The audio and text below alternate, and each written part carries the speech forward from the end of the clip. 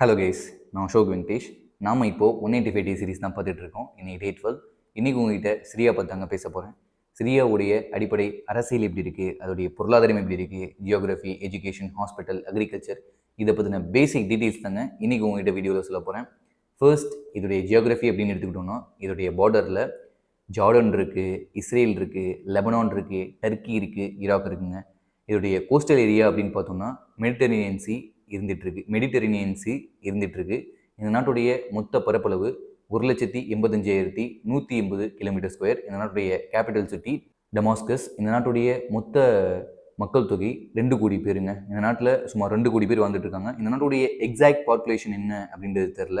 ஏன்னா 2011 அப்புறம் நிறைய உள்நாட்டு கிளர்ச்சிகள் இந்த நாட்டில் வந்துருச்சு. அதனாலேயே 2012 ஒரு கான்ஸ்டியூஷன் ஒன்று அடாப்ட் பண்ணி அதுபடி கவர்மெண்ட் நடத்திட்டு இருக்காங்க. 2012 அவங்க அடாப்ட் பண்ண கான்ஸ்டியூஷன் படி presidential form of the government தான் அந்த நாட்டில் இன்றைக்கி இருந்துட்டு இருக்கு. அதுக்கு முன்னாடி எப்படி இருந்ததுன்னு தெரியல. பட் அதுக்கப்புறம் ஒரு கான்ஸ்டியூஷன் ஒன்று அடாப்ட் பண்ணி presidential form of the government அந்த நாட்டில் இப்போ இருந்துட்டு இருக்குங்க. அந்த பிரசிடென்ட் கீழே ஒரு பிரைம் மினிஸ்டர் இருப்பார். அந்த பிரைம் மினிஸ்டர் கவுன்சில் ஆஃப் மினிஸ்டருடைய ஹெட்டாக இருப்பார். அந்த மொத்த மினிஸ்டருக்கும் சேர்த்து பிரசிடென்ட் ஹெட்டாக இருப்பார். இவர் தான் இவங்க எல்லாத்துக்கும் பதவி பிரமாணம் செஞ்சு வைப்பார். இவங்க எல்லாத்துக்கும் ஹெட்டாக பிரசிடென்ட் இருப்பார். ஆர்மியுடைய சுப்ரீம் கமாண்டராக பிரசிடென்ட் இருப்பார். ப்ளஸ் சுப்ரீம் கோர்ட் ஜட்ஜுக்கும் சுப்ரீம் கமாண்டராக இந்த பிரசிடென்ட் இருந்துட்டு இருப்பார். இந்த நாட்டில் இஸ்லாமிக் லா தாங்க ஃபாலோ பண்ணிட்டு இருக்காங்க. இந்த நாட்டுடைய எக்கானமி அப்படின்னு பார்த்தோம்னா ஒரு ஆயில் பேஸ்ட் எக்கானமியாக இந்த நாடு இருந்துட்டு இருக்குங்க. 2011 முன்னாடி வரைக்கும் இது ஒரு பெஸ்டான எக்கானமியாக தான் இருந்துட்டு இருந்திருக்கு. 2011 அப்புறம் உள்நாட்டு கிளர்ச்சிகள் நிறைய வந்துட்டதுனால ஆயிலால் அந்தளவுக்கு அந்த நாட்டுடைய ஜிடிபியில் ஒரு பங்களிக்க முடியல அப்படின்னு சொல்லலாம். இதுக்கப்புறம் அக்ரிகல்ச்சர் ஒரு நல்ல வருமானத்தை அந்த நாட்டுக்கு கொடுத்துட்டு இருந்திருக்கு. இதாலேயும் உள்நாட்டு கிளர்ச்சிகள் நிறைய நடக்கிறதுனால 2011 அப்புறம் அந்த நாட்டுடைய ஜிடிபியில் பங்களிக்க முடியல அப்படின்னு சொல்லலாம். இதுக்கப்புறம் நிறைய சாங்ஷன்ஸ் இந்த நாட்டு மேலே விதிச்சிட்டாங்க. நிறைய பொருளாதார தடைகள் யுனைடெட் ஸ்டேட்ஸ், யூரோப்பியன் கண்ட்ரீஸ் நிறைய பேர் சிரியா மேலே நிறைய பொருளாதார தடைகள் விதிச்சிட்டதுனால அந்த நாட்டுடைய பொருளாதாரம் ரொம்பவே குறைஞ்சி போச்சுங்க. அடுத்து அக்ரிகல்ச்சர் அப்படின்னு பார்த்தோம்னா ஆயிலுக்கு அப்புறம் அந்த நாட்டுடைய ஜிடிபியில் அதிகமாக கான்ட்ரிபியூட் பண்ணக்கூடிய ஒரு விஷயம் விவசாயம் தாங்க. நீங்கள் கேட்கலாம், அது ஒரு பாலைவன நாடு, அந்த நாட்டில் எப்படி விவசாயம் செஞ்சு அதுவும் ஆயிலுக்கு அப்புறம் அதிகமாக அந்த நாட்டுடைய ஜிடிபியில் இந்த விவசாயம் எப்படி கான்ட்ரிபியூட் பண்ணும் அப்படின்னு நீங்கள் கேட்கலாங்க. இந்த நாட்டில் யூஃப்ரேட்ஸ் நதி அப்படின்னு சொல்லக்கூடிய ஒரு நதி இருக்குது. இந்த யூஃப்ரேட்ஸ் நதியில் இருக்கக்கூடிய தண்ணியை யூஸ் பண்ணி இந்த நாட்டு மக்கள் விவசாயம் செஞ்சுட்டு இருக்காங்க. இது ஆயிலுக்கு அப்புறம் அதிகமான கான்ட்ரிபியூஷன் அந்த நாட்டுக்கு கொடுத்துட்ருக்கு. இந்த நாட்டு மக்கள் விவசாயத்தில் மேஜராக உற்பத்தி செய்யக்கூடிய ஒரு விஷயம் என்னென்னா கோதுமை உற்பத்தி செய்கிறாங்க, ஆலிவாஸ் உற்பத்தி செய்கிறாங்க, பார்லேஸ் உற்பத்தி செய்கிறாங்க, காட்டன் உற்பத்தி செய்கிறாங்க, ஆப்பிள் ப்ளஸ் அதோடு சேர்த்து ஒரு சில வெஜிடபிள்ஸ், நிறைய வெஜிடபிள்ஸ் ப்ளஸ் அதோடு சேர்த்து ஒரு சில தானியங்கள் இந்த நாட்டில் உற்பத்தி செஞ்சுட்டு இருக்காங்க. லைஃப் ஸ்டாக் அப்படின்னு பார்த்தோம்னா கோழி வளர்க்குறாங்க, ஆடு வளர்க்குறாங்க, செம்மறியாடு, வெள்ளாடு இது ரெண்டும் வளர்த்துட்டு இருக்காங்க. சேலஞ்சஸ் அப்படின்னு பார்த்தோம்னா இது மொத்தமும் ஒரு பாலைவன நாடுங்க. இங்கே வந்து தண்ணியுடைய அளவு ரொம்பவே கம்மியாக தான் இருக்குது. இந்த நாட்டுடைய விவசாயிகள் விவசாயத்தை செய்யறதுக்கு ரொம்பவே கஷ்டப்படுறாங்க அப்படின்னு தான் சொல்லணும். ஏன்னா இந்த நாட்டில் ரொம்பவே ஹீட் அதிகம். இப்போ நம்ம இந்தியான்னு எடுத்துக்கிட்டோம்னு வச்சுங்களேன், ஒரு உதாரணத்துக்கு நம்ம தமிழ்நாட்டை எடுத்துக்கிட்டோம்னு வச்சுங்களேன், அதிக மரங்கள் இருக்குது, அதிக மலைகள் இருக்குது, ப்ளஸ் அதோடு சேர்த்து நிறைய ஆறுகள், நிறைய ஏரிகள், நிறைய குளங்கள், நிறைய குட்டைகள்லாம் இருந்துகிட்டு தான் இருக்குது. இருந்தாலும் நம்ம தஞ்சாவூரில் இருக்கக்கூடிய விவசாயிகள் வருஷம் காவேரி தண்ணி கிடைக்காம கஷ்டப்பட்டுட்டு தான் இருக்காங்க. டெல்டா மாவட்டத்தில் இருக்க எல்லா மக்களுமே அவங்களுக்கு தேவையான தண்ணி காவேரிலேருந்து கிடைக்காம கஷ்டப்பட்டுட்டு இருக்காங்க. தஞ்சாவூரில் மட்டும் இல்லைங்க, பொதுவாக டெல்டா மாவட்டத்தில் இருக்க எல்லாருமே காவேரி தண்ணி கிடைக்காம வருஷம் அவங்களுக்கு தேவையான தண்ணி கிடைக்காம கஷ்டப்பட்டுட்டு இருக்காங்க.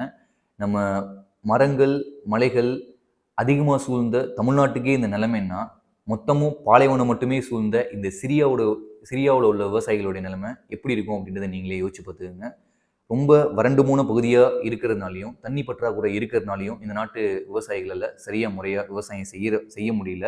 2011 முன்னாடி வரைக்கும் கூட அந்த நாட்டுடைய கவர்மெண்ட் விவசாயிகளுக்கு ஒரு சில சப்சிடிஸ், லோன் இதெல்லாமே கொடுத்துட்டு இருந்தாங்க. 2011 அப்புறம் ஆட்சி முறைகள் சரியாக முறையாக இல்லாதனால விவசாயிகளுக்கு சரியான சலுகைகள் போய் சேரல அப்படின்றதான் ஒரு யதார்த்தமாக இருந்துட்டு இருக்குங்க. இந்த நாட்டுடைய ஹாஸ்பிட்டல் அப்படின்னு பார்த்தோம்னா 2011 முன்னாடி வரைக்கும் ஃப்ரீ அண்ட் ஃபேராக ஹை குவாலிட்டியில் ஹாஸ்பிட்டல்ஸ் இருந்துட்டு இருந்துருக்குங்க.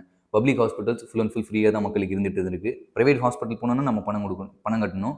Public hospital full and full ஃப்ரீயாக தான் இருந்துட்டு இருந்திருக்கு. 2011 அப்புறம் நிறைய உள்நாட்டு பிரச்சனைகள் அந்த நாட்டில் வந்துட்டதுனால அதுக்கப்புறம் கவர்மெண்ட்டால் ஃப்ரீ அண்ட் ஃபேராக அந்த நாட்டு மக்களுக்கு கொடுக்க முடியலங்க. நிறைய medicine shortage, doctor shortage, nurse shortage, injection ஷார்ட்டேஜ்னு நிறைய ஷார்ட்டேஜ் வர ஆரம்பிச்சிருச்சுங்க.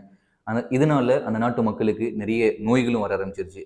சரியாக முறையாக அந்த நாட்டில் உணவு உற்பத்தி நடக்காதனால அந்த நாட்டு மக்கள் ஊட்டச்சத்து உள்ள உணவையும் சாப்பிட்றதில்ல.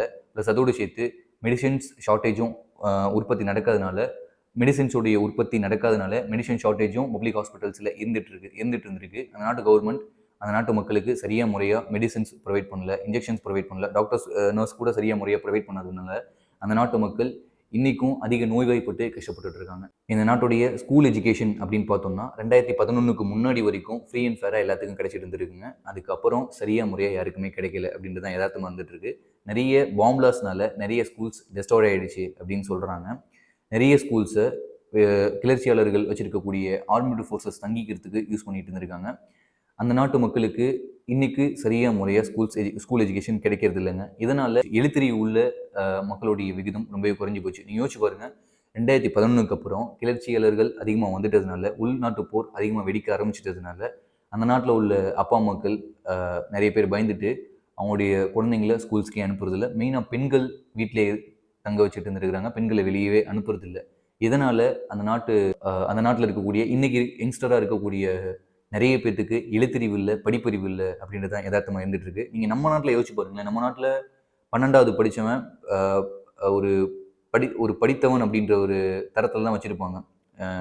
படித்தவன் படிக்காதவன் அப்படின்ற ஒரு ரேஷியோ ஒன்று நம்ம கவர்மெண்ட்டே எடுக்கிறாங்கன்னு வச்சுக்கோங்களேன்.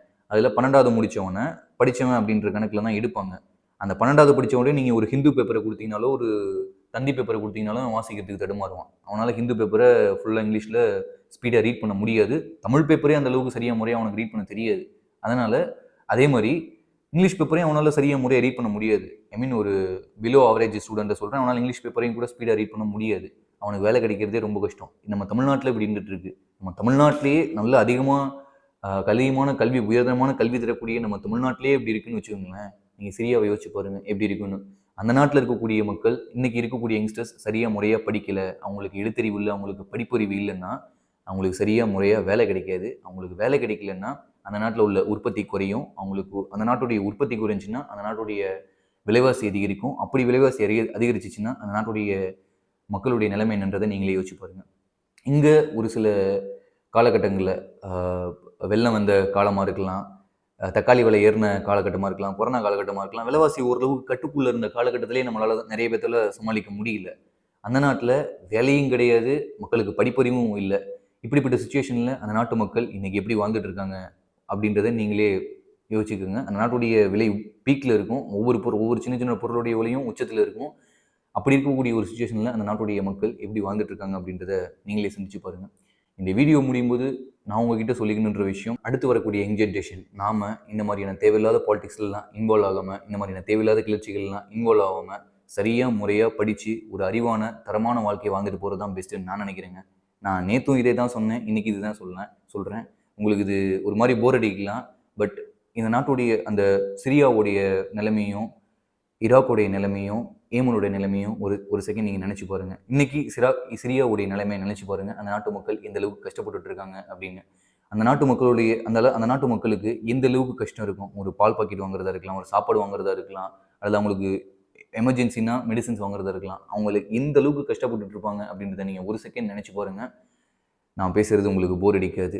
அடுத்து வரக்கூடிய ஜென்ரேஷன் நாம் இந்த மாதிரியான எந்த ஒரு தவறுகளையும் செய்யாமல் ஒரு நல்ல ஒரு சரியான ஒரு முறையான ஒரு அமைதியான வாழ்க்கையை வாழ்ந்துட்டு போகிறது தான் பெஸ்ட்டுன்னு நான் நினைக்கிறேங்க. உங்களுடைய கருத்து என்னன்றதை கமெண்ட்டில் சொல்லுங்கள். இந்த வீடியோ உங்களுக்கு பிடிச்சிருந்துச்சுன்னா லைக் பண்ணுங்கள், ஷேர் பண்ணுங்கள், நம்மளுடைய சேனலுக்கு சப்ஸ்கிரைப் பண்ணுங்கள். தேங்க்யூ ஃபார் வாட்சிங் this video. Have a great life.